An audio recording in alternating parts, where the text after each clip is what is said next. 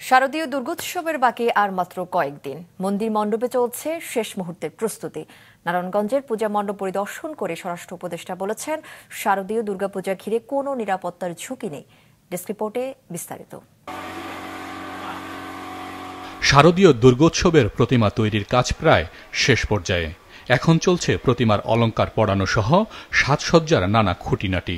পাশাপাশি রং তুলিতেও সৌন্দর্য বৃদ্ধির কাজেও ব্যস্ত সময় পার করছেন কারিগররা।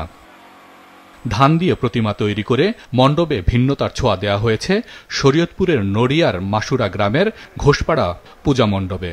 বিভিন্ন রঙের ধান দিয়ে নিপুণ হাতের ছোঁয়ায় তৈরি করা হয়েছে দুর্গা প্রতিমা। প্রতিমা তৈরির পাশাপাশি মণ্ডপ তৈরি ও সৌন্দর্য বর্ধনের কাজও এগিয়ে চলছে দ্রুতগতিতে। জেলায় এবার ১০২টি মণ্ডপে অনুষ্ঠিত হবে দুর্গাপূজা। যদি জিনিসটা সুন্দর হয়, দর্শনার্থী ভক্তরা এসে যদি সেটাকে উপলব্ধি করে, তাহলে আমাদের খুব ভালো লাগবে। ভোলার মণ্ডপে মণ্ডপে চলছে প্রতিমা তৈরির শেষ মুহূর্তের প্রস্তুতি। দিনরাত এক করে কাজ করছেন কারিগররা। মাটির কাজ শেষে পুরোদমে চলছে রং তুলির কাজ। নানা রং ও কারুকাজে সাজিয়ে তোলা হচ্ছে প্রতিমা। প্রতিমা দেখতে মণ্ডপে মণ্ডপে ভিড় জমাচ্ছেন ভক্তরা। গত বছর যে পূজা হয়েছে তার থেকে উৎসবমুখর পরিবেশে ভোলার পূজা, শ্রী শ্রী দুর্গা পূজা আমরা উপহার দিতে পারবো।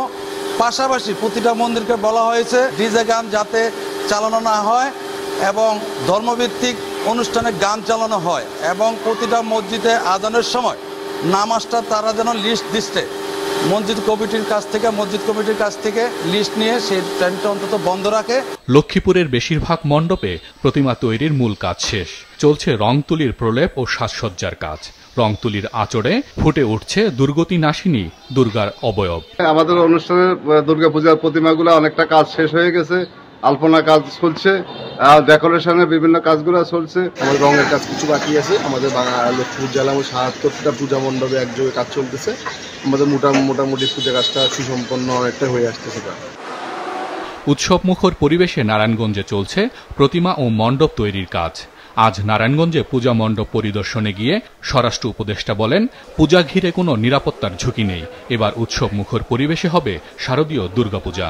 আমাদের আনসার থাকবে ৮ জন করে, এবং পুলিশ থাকবে, র্যাব থাকবে এবং সেনাবাহিনী থাকবে। এর অধিকন্তু আমরা কিন্তু প্রায় ৮০,০০০ এই মহিলা এবং শিশু বিষয় মন্ত্রণালয় থেকে ভলান্টিয়ার রাখতেছি।